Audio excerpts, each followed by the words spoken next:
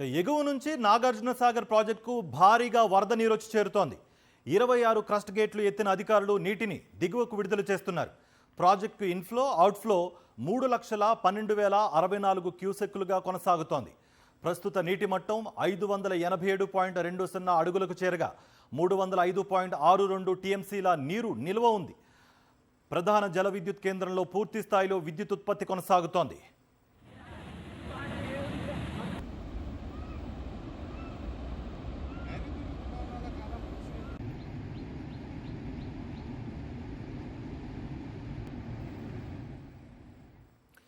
ఎగువ రాష్ట్రాల్లో కురుస్తున్న భారీ వర్షాలకు జూరాల ప్రాజెక్టుకు భారీగా వరద కొనసాగుతోంది. ప్రాజెక్టు 39 గేట్లను ఎత్తి 3,21,945 క్యూసెక్ల వరద నీటిని దిగువ శ్రీశైలం ప్రాజెక్టుకు విడుదల చేస్తున్నారు అధికారులు. ఇన్ఫ్లో 3,30,000 క్యూసెక్కులుగా ఉంది. ప్రస్తుతం 317.91 మీటర్లకు నీటి మట్టం చేరుకోగా 8.434 టీఎంసీల నీరు ప్రాజెక్టులో నిల్వ ఉంది. ఎగువ జల విద్యుత్ కేంద్రంలో 6 యూనిట్లలో విద్యుత్ ఉత్పత్తి కొనసాగుతోంది.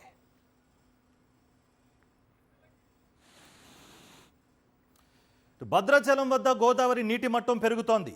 ఈరోజు ఉదయం 8 గంటలకు 46.6 అడుగులకు గోదావరి నీటి మట్టం చేరుకుంది.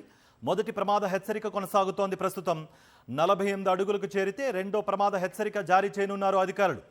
10,78,490 క్యూసెక్ల నీరు దిగువకు విడుదల చేస్తున్నారు అధికారులు. గోదావరి నీటి మట్టం పెరగడంతో ముంపు మండలాలకు రాకపోకలు పూర్తిగా నిలిపివేశారు. ఎగువన కురుస్తున్న భారీ వర్షాలకు జంట జలాశయాలైన ఉస్మాన్ సాగర్, హిమాయత్ సాగర్లోకి భారీగా వరద నీరు వచ్చి చేరుతోంది. ఈసా, మూసీ నదుల నుంచి పెద్ద ఎత్తున వరద నీటి ప్రవాహం జంట జలాశయాల్లోకి చేరడంతో అవి నిండు కుండను తలపిస్తున్నాయి. గంటకు వరద పెరుగుతూ ఉండడంతో జలమండలి అధికారులు 2 జలాశయాల గేట్లను ఎత్తి మూసీలోకి నీటిని విడుదల చేస్తున్నారు. సాయంత్రం 4 గంటల వరకు ఉస్మాన్ సాగర్ 11 గేట్లు 7 అడుగుల మేర ఎత్తి 7,986 క్యూసెక్ల నీటిని దిగువకు విడుదల చేశారు.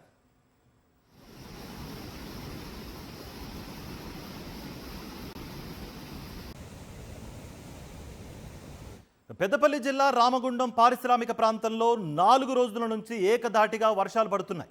సింగరేణి 4 ఓపెన్ కాస్ట్ గనుల్లో బొగ్గు ఉత్పత్తి నిలిచిపోయింది. ప్రాజెక్ట్ క్వారీల్లోకి పెద్ద ఎత్తున వరద నీరు వచ్చి చేరింది. దీంతో భారీ యంత్రాలు సైతం కదలలేని దుస్థితి నెలకొంది. సుమారు 1,50,000 టన్నుల బొగ్గు ఉత్పత్తికి అంతరాయం ఏర్పడింది.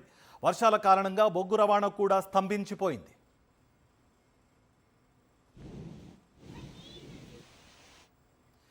వికారాబాద్ జిల్లాలో వర్షాలు దంచికొట్టడంతో వీరశెట్టిపల్లి గ్రామం జల దిగ్బంధంలో చిక్కుకుంది. భారీ వర్షాలతో కాగ్నా నది వరద ఉధృతి పెరగడంతో గ్రామం నలువైపులా వరద నీరు ప్రవహిస్తోంది. దీంతో గ్రామం ఓ ద్వీపంలా మారిపోయింది. గ్రామంలోకి రాకపోకలు పూర్తిగా నిలిచిపోయాయి. లోతట్టు ప్రాంతాల్లోకి వరద నీరు చేరడంతో ప్రజలు ఎత్తైన ప్రదేశానికి వెళ్లాల్సిన పరిస్థితి నెలకొంది. బషీరాబాద్ మండలం జీవన్గి గ్రామంలో మహదేవ లింగేశ్వర ఆలయం కాగ్నా నది వరద నీటిలో మునిగిపోయింది. వరదలు వచ్చి ఇబ్బందులు పెడుతున్నా అధికారులు పట్టించుకోవడం లేదని ప్రజలు ఆవేదన వ్యక్తం చేస్తున్నారు.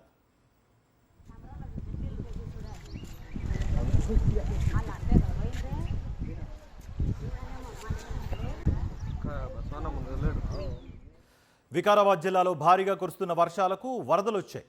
మర్పల్లి మండలంలోని కల్కోడ గ్రామంలో వాగుకు సమీపంలో ఉన్న ఇండ్లలోకి వరద నీరు వచ్చి చేరింది. ఉదయం నుంచి కురుస్తున్న వర్షాలకు వాగులు పొంగి పొరలడంతో గ్రామం అంతా జలమయమైపోయింది. ప్రజలు తీవ్ర ఇబ్బందులు ఎదుర్కొంటున్నారు.